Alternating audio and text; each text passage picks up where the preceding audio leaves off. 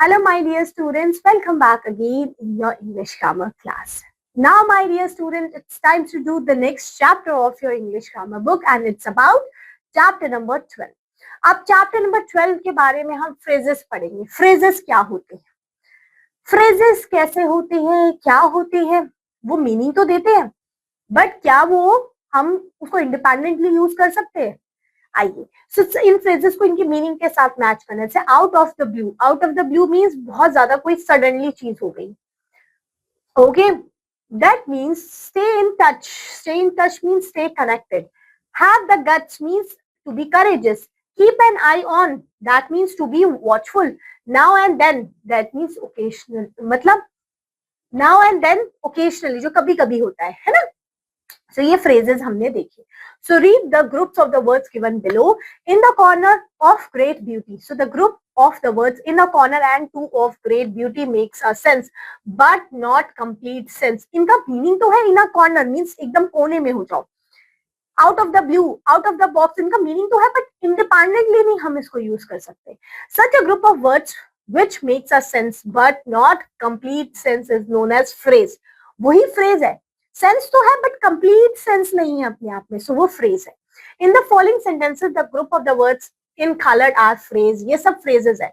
जैसे the sun rises in the east. In the east मतलब तो है बट इन द ईस्ट मैंने लिख दिया नॉर्मली सेंटेंस में और नॉर्मली एक पेज में लिख दिया इन द ईस्ट, तो मुझे पूरा कंप्लीट मीनिंग नहीं पता लग रहा इन द ईस्ट क्या. लेकिन there came a giant to my door. एक मेरे देयर केम कौन आया, एक जायंट आया मेरे घर के बाहर. कहा, टू माय डोर पे. ठीक है. It was a day of much Joy. कैसा है दिन, मच जॉय वाला, फन वाला दिन है.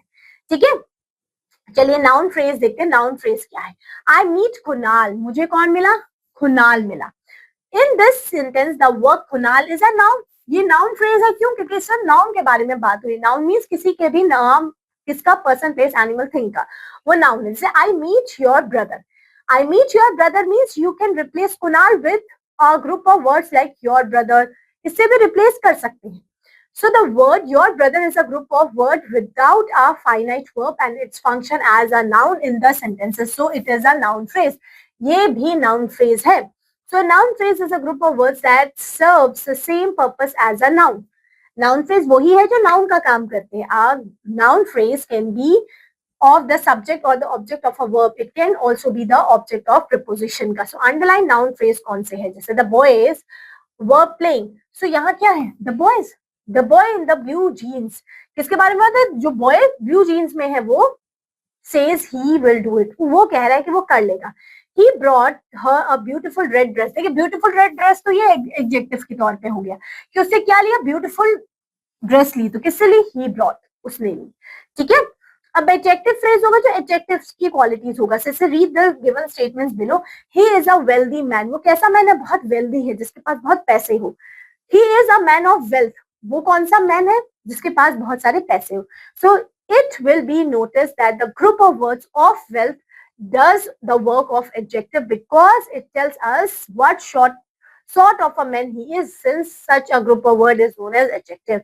So ये adjectives होते हैं. So an adjective phrase is a phrase or a group of words that does the works of adjectives. जो adjective का काम करते हैं. जैसे लिखा है that was cowardy, बहुत डरपोक है. So ये क्या है, adjective. That was an act of cowardice. ये adjective phrase है.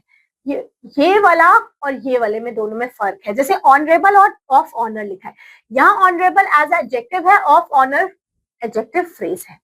ठीक है. फिर देखते हैं replace the adjectives in the following sentence with adjective phrase. The rose is very beautiful flower. The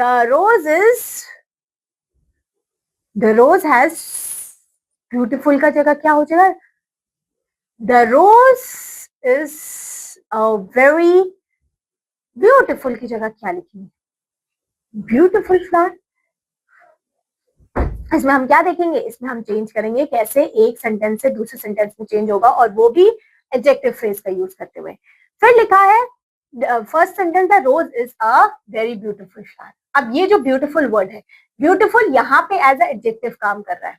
अब इसी एडजेक्टिव को हम एडजेक्टिव फ्रेज के तौर पे देखिए. जैसे जब हमने ऊपर देखा था कैसे लिखना था, जैसे नॉर्मल चीज थी. So the rose is a very beautiful चार। ओके, फिर लिखा है replace the adjective phrase in the following sentences by adjectives. अब यहाँ पे हमने एडजेक्टिव्स को यूज करना है। जैसे लिखा है some of the buildings in New York are of great height. Great height, of great height means कि वो बहुत बड़ी बड़ी बिल्डिंग्स है। Of great height means that something is high, big, tall. Okay, Nelson was a boy without fear. That means fearless. यहाँ पे fearless हो जाएगा. It was a sunset of great beauty. Of great beauty. ये क्या है? अपने में phrase है. अब इसकी जगह of great beauty means it was a sunset of great beauty means it was a sunset of beauty. Okay. Now underline the adjective phrase. अब adjective phrase कहाँ use किए गए हैं? देखिए. That was an act of cowardice. He occupied a position of great importance. ये सब आपके phrase है. Nelson was a boy without fear. ठीक है. Of great beauty. ये सब क्या है मेरे? Adjective of adjective phrase. Now adverb phrase हमारे पास होते हैं. Read the sentences below. In sentences को हम पढ़ेंगे. जैसे क्या लिखा है? He acted dishonorably. Dishonorably means as a adverb है ये. He acted in dishonorable manner. ये adverb phrase है. Adverb तो ly लगाते देख गए हम. And यहाँ पे dishonorably manner ये adverb phrase हो जाएगा. So in the second sentences, the group of words or the phrase in the dishonorable manner does the work of a adverb because it tells how to act. Such a group of words is known as adverb phrase. ये adverb phrase है. An adverb phrase is a group of words that does the work of adverb. So adverb phrase क्या होते हैं? Group of words होते हैं जो जिसका काम करते हैं, adverb का काम करते हैं. अब यहाँ पे हम क्या करेंगे? नोटिस करेंगे adverb phrase को in the following sentences. जैसे ये adverb phrase है. Little Jack Horner sat in the corner. कहाँ बैठा हुआ? In the corner. So ये phrase तो है, पर ये आपको पता होना चाहिए. ये आपको adverb के बारे में बता रहा है कि वो उसकी position बता रहा है. कहाँ है? In the corner. Beside the ungathered rice he lay. So अब देखो noun phrase तो इजीली पता चलेगा, noun के बारे में बताएगा. Adjective qualities से related होगा. अगर वो दोनों है ही नहीं तो ये adverb phrase ही होगा. ऐसे भी हम पहचान सकते हैं. ठीक है. जैसे लिखे pick out the adverb phrases. अब यहाँ से बताइए. Adverb phrases the sun rises in the east. ये adverb phrases है. The dog lays on the floor. ये adverb phrases है. ठीक है. There came a giant to my door. To my door is my adverb phrase. ठीक है. तो इस तरीके से यहाँ पे यूज किया. अब जैसे यहाँ देखिए, rewrite the sentences by replacing the colored verbs with the appropriate phrasal verbs. इसमें कौन सी यूज होगी? उसमें हमने यूज करना. जैसे लिखा है we cancel the trip because of bad weather. So हमने क्या कर दिया? हमने अपनी कैंसिल कर दी, कॉल ऑफ कर दिया. हमने कॉल ऑफ कर दी अपनी ट्रिप, कैंसिल कर दी. ठीक है. नेक्स्ट लिखा है do you think we can manage without him? So हम उनके बगैर मैनेज कर लेंगे. So do you think we can get along or get along or we can call as a carry on without him? क्या हम उनके बगैर carry on कर पाएंगे? तुमको क्या लगता है? दोनों हो सकते हैं. He is repairing the house that he has recently bought. So he is drawn up. अब वो क्या कर रहे हैं? अपने घर को फिर से सही कर रहे हैं. So जितने भी ये हमने लिखे हैं ये सारे हमारे फ्रेजल वर्ब्स होते हैं जिनको हम यूज करेंगे. ठीक है. लिखा है Tom Hanks won the award for best actor. अब उसको क्या मिल गया? उसको अवार्ड मिल गया. किसका? बेस्ट एक्टर का. सो उसको क्या मिलेगा? उसको मिलेगा क्या? Breakup. The award for best actor. Okay. फिर यहाँ क्या लिखा? ये भी ऐसे ही है. अब यहाँ पे भी हमने फिल करने इन्हीं वर्ड्स को.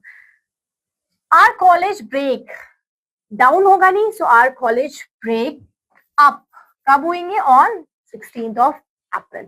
I am sure that the new film will catch up or catch on. Catch up, will catch up.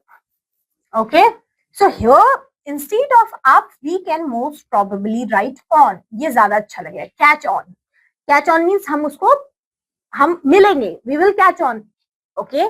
If you don't carry, fill in the blank, my order, you will be sacked.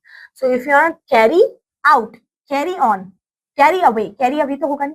Carry out my order, carry on my order. अगर तुमने मेरा नहीं लिया तो दिक्कत हो जाएगी. Next, some sentences with phrasal prepositions जिसमें यूज किए जाएंगे वो ये है.